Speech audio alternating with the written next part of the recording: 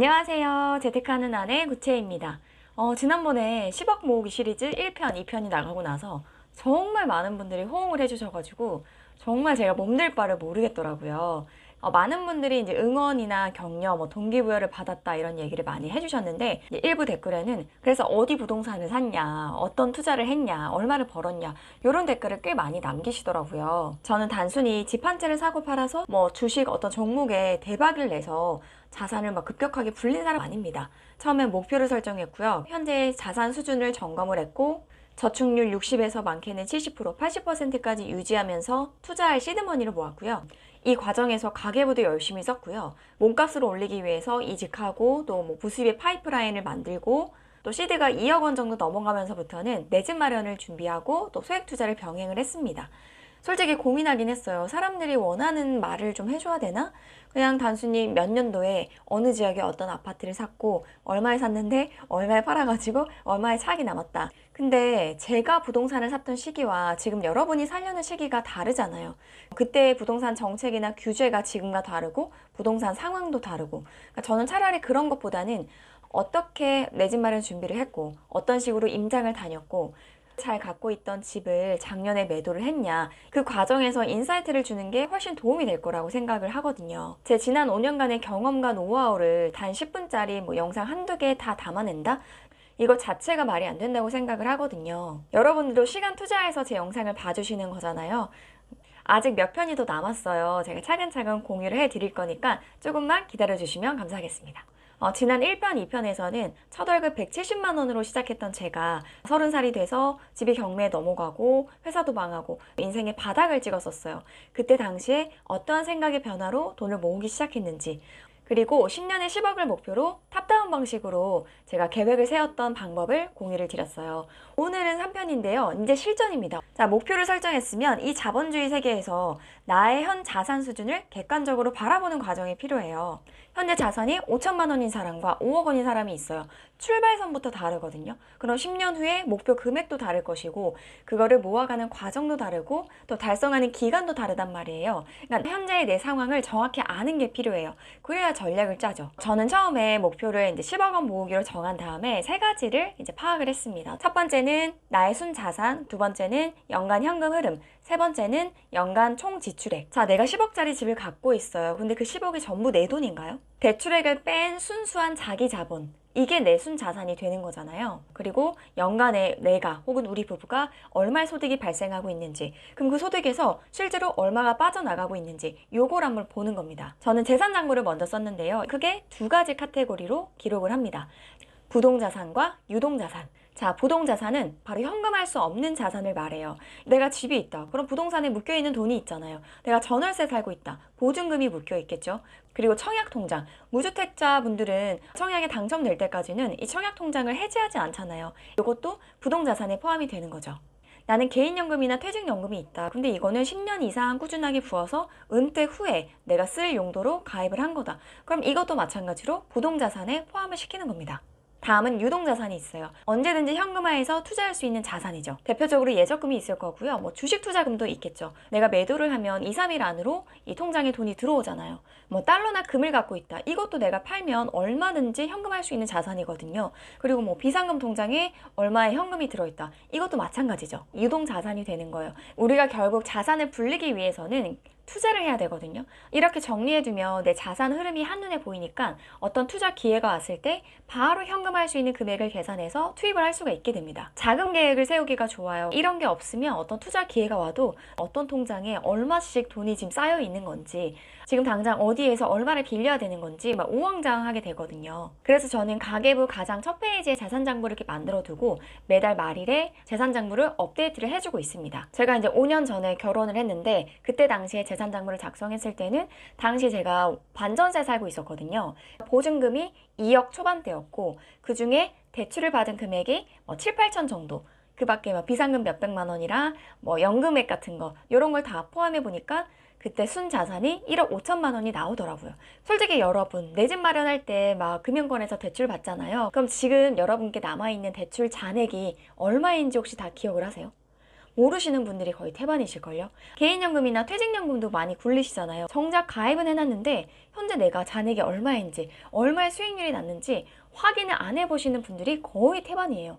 진짜 이제는 돈을 모으고 싶다, 근데 뭐부터 해야 될지 모르겠다 하시는 분들은 가계부를 먼저 쓰는 게 아니라 이렇게 자신이 갖고 있는 자산을 한번 정리하는 것부터 시작해 보시기를 권해요. 두 번째는 연간 현금 흐름을 파악하는 거예요. 그러니까 1년 동안 내가 살면서 총 동원할 수 있는 모든 소득의 집합체라고 보시면 돼요. 일단은 기본급이 있겠죠. 당연히 세후 금액으로 계산을 합니다. 1년에 몇 번씩 상여금이 나오는 분들도 있고 아니면 매달 어떤 수당이 나오는 경우도 있어요.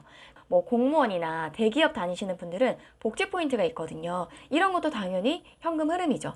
아이를 키운다? 그럼 정부에서 나오는 뭐 양육수당이나 아동수당, 그리고 뭐 어떤 경조사가 있다. 아이 돌잔치, 백일잔치, 아니면 내 생일, 이럴 때 가족이나 뭐 부모님께서 용돈이나 축가금 주시는 경우도 있어요. 단순히 내 연봉이 3천이라서 그냥 3천이 내 소득의 전부가 아니라 이런 것들을 다 포함해서 연간 현금 흐름이 되는 겁니다. 세 번째는 연간 총 지출액이에요. 내가 번 돈이 있으면 나가는 돈이 있을 거 아니에요. 아무리 많이 벌어도 그 이상 나가면 의미가 없잖아요.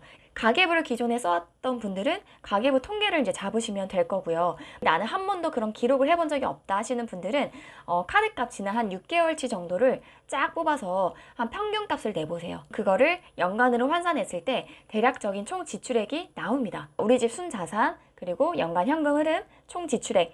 그럼 이 세 가지 과정을 통해서 자, 우리 집은 현재 순자산이 약 3억 원 정도가 되는구나. 그중에서 우리 부부의 연간 현금 흐름은 6천 정도가 발생을 하는데 그중에서 실제 계산을 해보니까 지출액으로만 4천을 쓰고 있었네? 그럼 실제로 내가 저축을 한 2천밖에 못하고 있는 상황이구나. 요거를 파악할 수 있는 거예요. 돈을 모으시기로 결심을 했다면 최소한 이 정도는 파악을 하고 계셔야 돼요.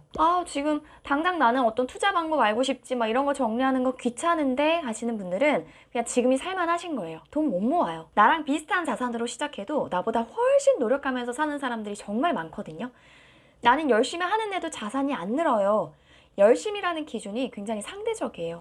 나에게 있어 이 열심히가 어떤 누군가에게는 루틴한 일상일 수 있어요. 너무 뼈 때려서 죄송한데 진짜 현실이 그렇습니다. 부모님이 아파서 내가 정말 가장 역할을 하고 있다. 가족의 빚을 같이 갚아나가고 있다. 이런 상황이 아니라면요.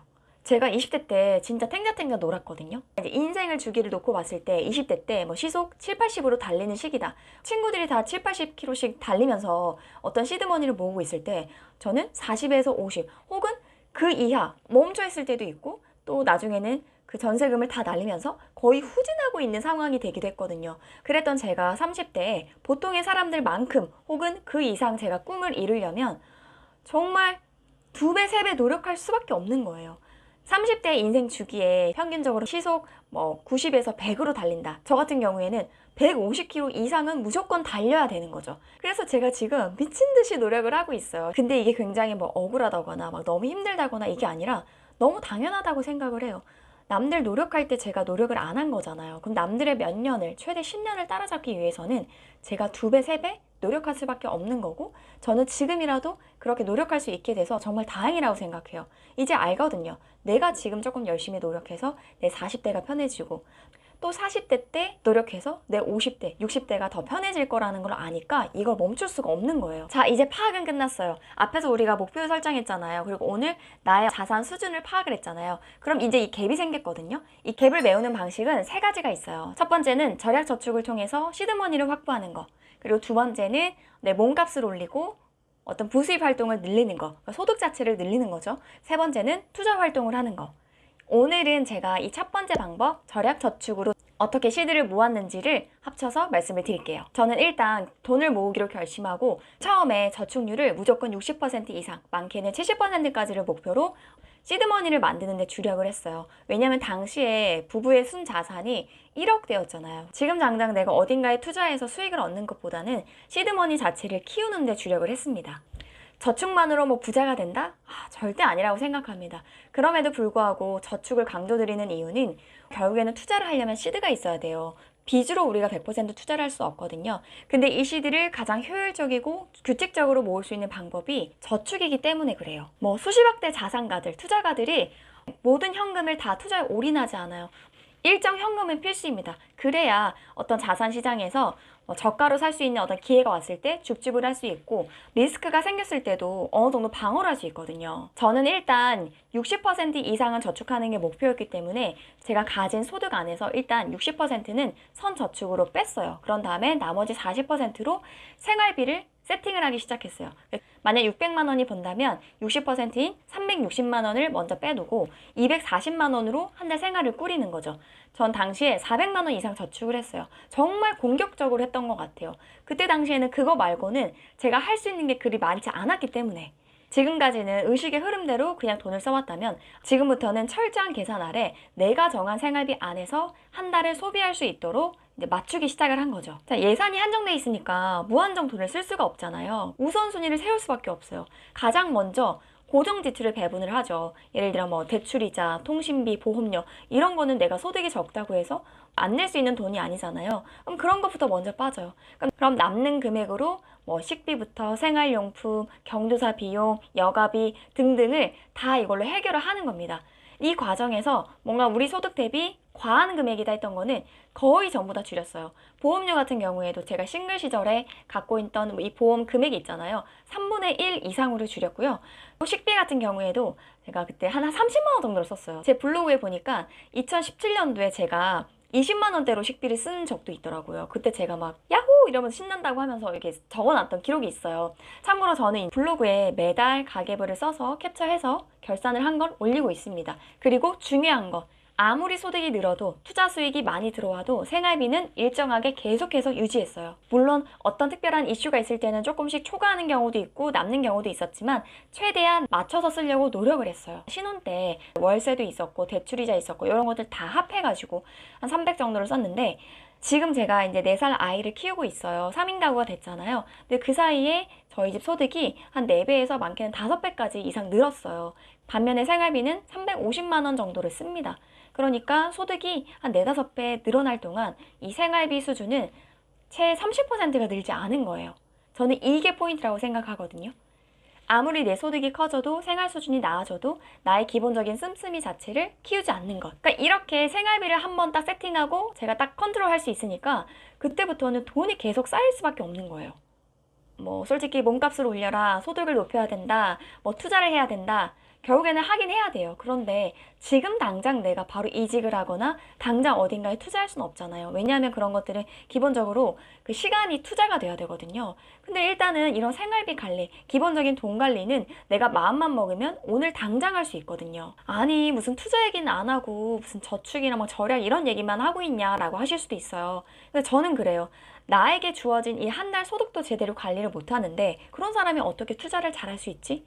투자를 하려면 결국에는 현금 흐름이 계속 발생을 해야 되고 이 투자에 계속 이 돈이 투입이 돼야 되거든요. 그러려면 기본적으로 내 소득 관리가 잘 돼야 된다는 거예요. 몸값을 올릴 수는 있겠죠. 나중에 뭐 1,000, 2,000 벌 수도 있어요. 근데 그럼 뭐예요? 막 그 이상을 쓰는데 앞에선 벌고 뒤에선 남는 게 없어요. 연봉이 중요한 게 아니고요. 실제로 그 연봉에서 얼마를 쓰고 얼마를 남았느냐, 투자에 투입할 시드머니를 얼마를 만들었느냐, 이게 훨씬 중요하다고 생각합니다. 생활비 줄인다고 절약하는 거 굉장히 궁상맞아 보일 수 있지만 최소한 그런 사람들은 나이가 들어서도 은퇴해서도 가난하게 살지는 않습니다.